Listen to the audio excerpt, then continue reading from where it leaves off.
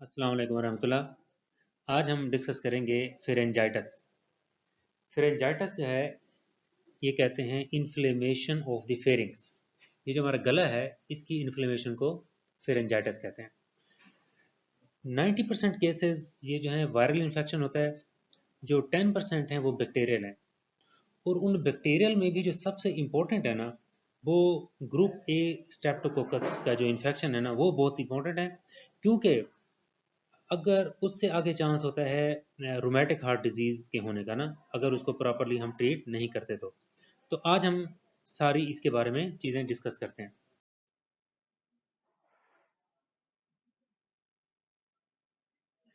Inflammation of the throat is called pharyngitis, primarily caused by viruses.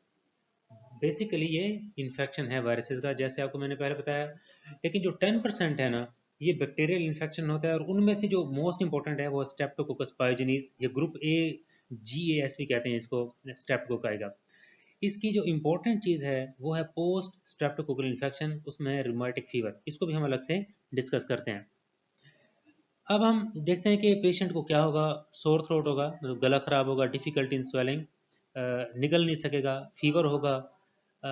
और कुछ ऐसी symptoms हैं जो हो सकती हैं, ज़रूर नहीं है कि हो। राइनोरिया, नाक बह सकता है, sinus tenderness, ear pain, cough, inflamed tonsils and palette.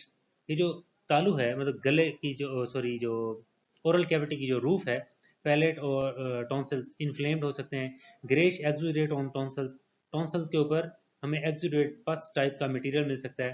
पेटिची on palette, ये जो है अगर हों, मतलब ये छोटे छोटे ब्लीडिंग के पैचेस होते हैं, तो ये कंफर्म क्लू होता है कि इसको GAS ग्रुप ए स्ट्रेप्टोकोकस का इन्फेक्शन हुआ हुआ है। अब हम देखते हैं कि इसके अंदर पैथोजेंस कौन कौन से इन्वॉल्व होते हैं ओवरऑल फेरेंजाइटिस में।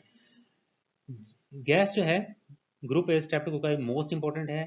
नजीरिया गोनोरी उस सूरत में हो सकता है जब ये सेक्सुअली ट्रांसमिशन इन्फेक्शन के कैटेगरी में जब हो। माइकोप्लाज्मा नमूनी से भी फेरेंजाइटिस हो सकता है। क्लेमेडिया नमूनी से भी फेरेंजाइटिस हो सकता है। क्लॉस्ट्री, सॉरी, जो है ना, कुरानी बैक्टीरियम डिफ्थीरी से। इससे क्या होगा कि सूडो मेम्ब्रेन बनेगी, ये टिपिकल सा होता है। इसकी वजह से भी फेरेंजाइटिस हो सकता है। और स्ट्रेप स्ट्रेप्टोकोकस नमूनी और एच इन्फ्लुएंजी ये फेरेंजाइटिस काज नहीं करते, जबकि ये कोलोनाइज होते हैं गले में। वायरसेस में एडिनो वायरस है, इन्फ्लुएंजा ए एंड बी है, पैरा इन्फ्लुएंजा है, रीनो वायरस है, कोरोना वायरस है, कॉक्सेकी वायरस है, एप्स्टन बार वायरस है, हर्पेस सिम्प्लेक्स वायरस स्पेशली ए जो है, ये भी फेरेंजाइटिस कॉज करते हैं। अब इसको हम डायग्नोज कैसे करेंगे? जो GS का क्राइटेरिया है ना, उसमें है टॉन्सिलर एक्सुडेट। अगर पेशेंट के टॉन्सिल्स पे एक्सुडेट हो, पसी मटीरियल हो, टेंडर एंटीरियर एडिनोपैथी, फीवर हो, एब्सेंस ऑफ कफ हो।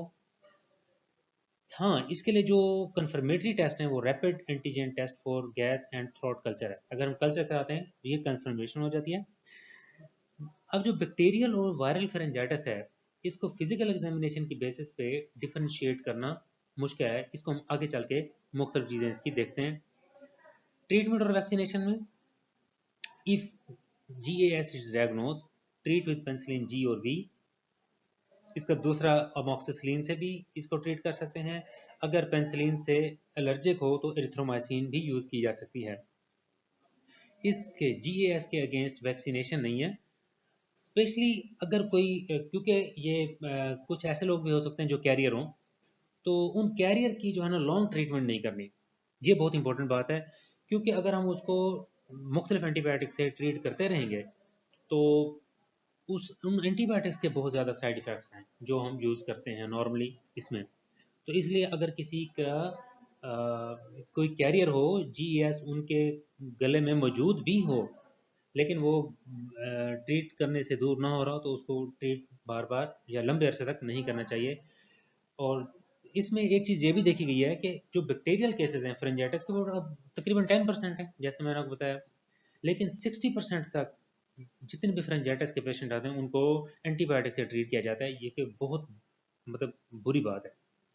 इससे क्या होगा, रेजिस्टेंस बढ़ेगी, पेशेंट को एडवर्स इफेक्ट्स बहुत ज़्यादा आएंगे और ड्रग्स की कॉम्प्लिकेशन बहुत ज़्यादा बढ़ जाती हैं।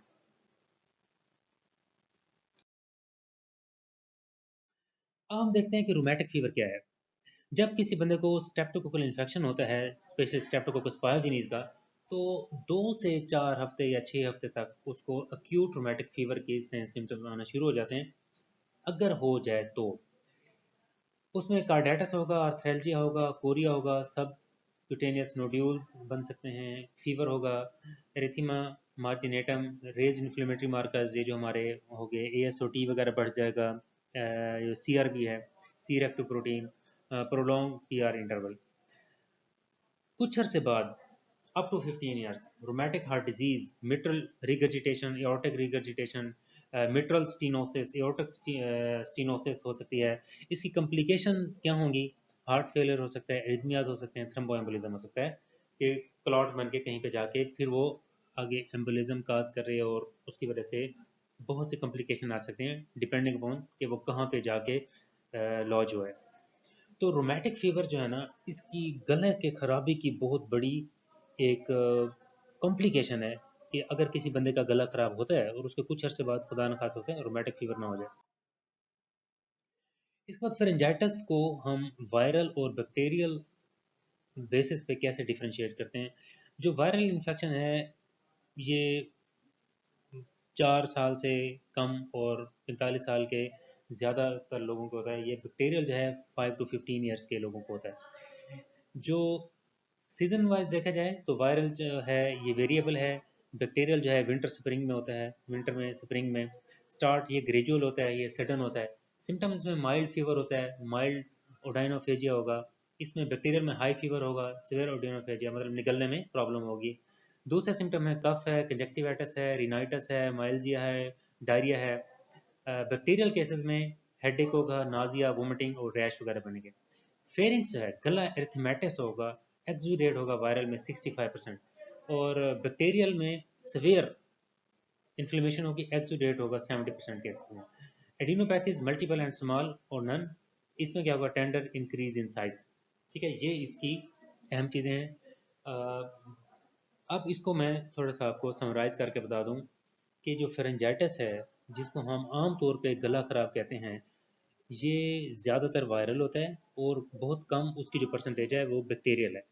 अब जो बैक्टीरियल है उसका आगे खदशा होता है कि कहीं ये, उसको हम कहते हैं पोस्ट स्ट्रेप्टोकोकल इन्फेक्शंस, या वो ऑटोइम्यून डिसऑर्डर्स भी हम इसको कहते हैं, क्योंकि वो इम्यूनोलॉजिकल बेसिस पे जो अंदर रिएक्शन चल रहा होता है उसकी वजह से ये कम्प्लिकेशन आ जाती है। क्रॉस रिएक्टिव एंटीबॉडीज़ बेसिकली बनती हैं जो हमारे हार्ट पे जाके अटैक करती हैं। तो ये इसकी अहम चीज़ें हैं।